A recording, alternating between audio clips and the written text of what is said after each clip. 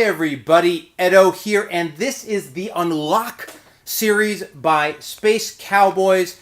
And if you're not familiar with it, it actually requires an app, which I have here.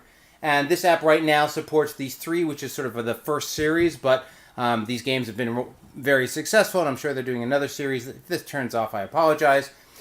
What's nice about the app is once you download it, you can play it in offline mode. It doesn't need the internet. So it's really mainly, and it's absolutely required, unplayable without it, but you can certainly play it offline, which is nice. So it's like you don't need to be on the internet to play, but you do need to download it. I've played all of this series, and basically the Unlock games simulate what is very popular nowadays, which are escape rooms. If you're not familiar with escape rooms, these are places people go as a group or individually, I guess, but typically as a group, and they're given a series of puzzles, and they need to work through the puzzles to escape the room. Typically in an hour. There are alternative variations and versions. Some are group, some are singular, whatever. But they are awesome, dynamic, puzzle-solving adventures. They're super fun, and for the most part, they're one use. I mean, you go through, you do the puzzles, and you figure it out, and when you figure it all out, you either get it done or you don't. Typically, they're locked to an hour, and if you're stuck, you're stuck. But if you're successful, you get all the way through. Oftentimes, they have like a person watching and providing help and hints as needed sometimes. And these games, and there's other series like the Exit the Game series, essentially mimic that. Now, in this case, it's mimicked through the application with hints and guides within the application, but in other ones, they use cards and that kind of thing. So in each of these boxes is just a deck of cards. And I don't want to spoil any of these games or versions, so I'm not going to like dig into them or even open them up. But there's a deck of cards, and each one has a tutorial. The tutorial is the same in all three, which you can play in like 10, 15 minutes as a primer. But basically, you read the rules. They give you sort of the mechanics underpinning systems, and then you pick up the first card and jump in. Now, and typically what's going to happen is you're going to get a location that is prompting you to turn over cards from this deck. And there's a deck of number cards and letter cards. You flip it over, and it could be objects, items. This whole series has this systematic approach to using objects and multiple objects together and unlocking machines and providing codes. And it's tied into the app as well as just the base underlining system.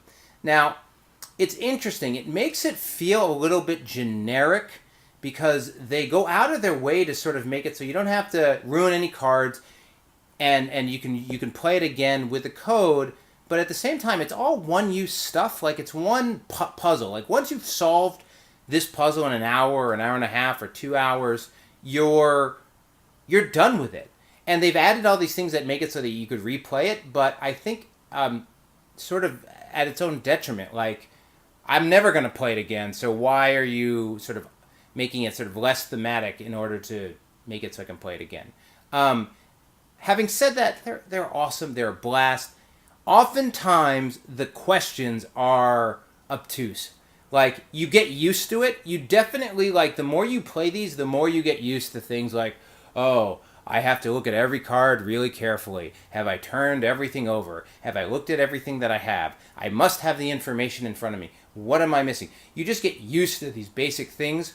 And they also fall over in the same way. Like, for example, if you miss a card, like you think you pull out all the cards you're supposed to and you just forget a letter because you just, by mistake, you can go around for hours and hours. Hours is exaggeration, but like tens of minutes just feeling lost and pathetic. And then it's frustrating when you do figure it out and it was really just a mistake you made. Like, that is pretty common, as is the one where it's just super obtuse. It's like, all right, I missed that. I never was going to get it. And you end up using hints. Hint system's pretty forgiving. The app is integrated on occasion for sound effects. I mean, you play some music in the background, but sometimes you put in a number and it does something related to the cards. Totally underutilized. They do not do enough with the application. It hints at what's possible, but it just doesn't. They don't really leverage it the way I think they could and should and will.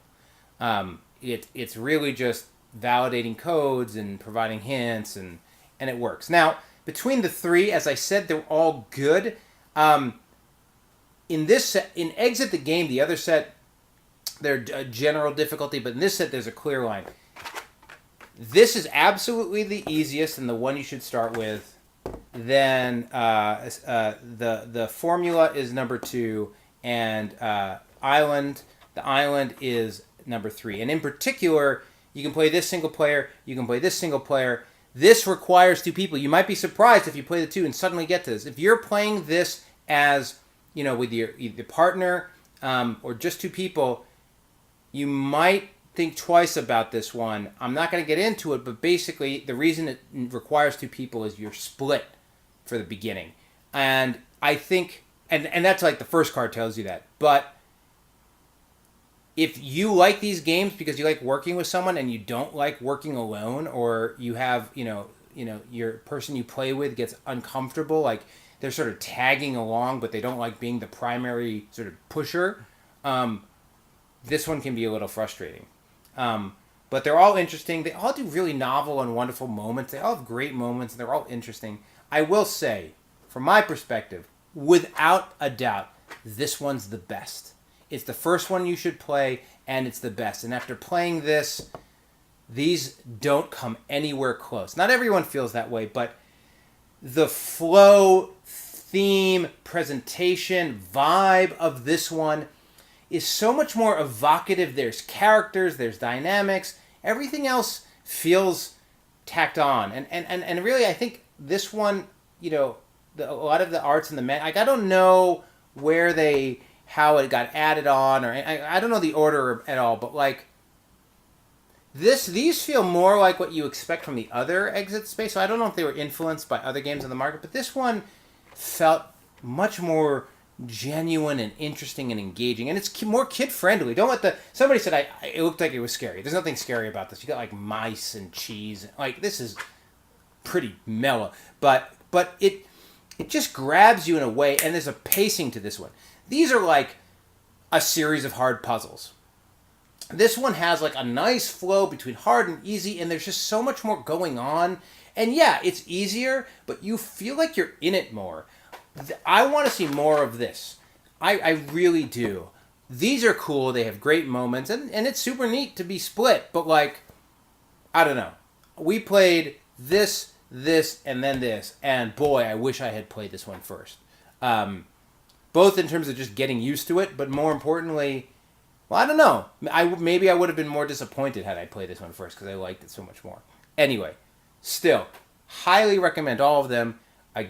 Since you have the cards in there, you could maybe find it in a game library and play it. That in some of the other ones, you're like tearing things up and going nuts. This is sort of meant to be reusable. No complaints on the app in terms of portability, like crashes or anything like that, and it all works. So.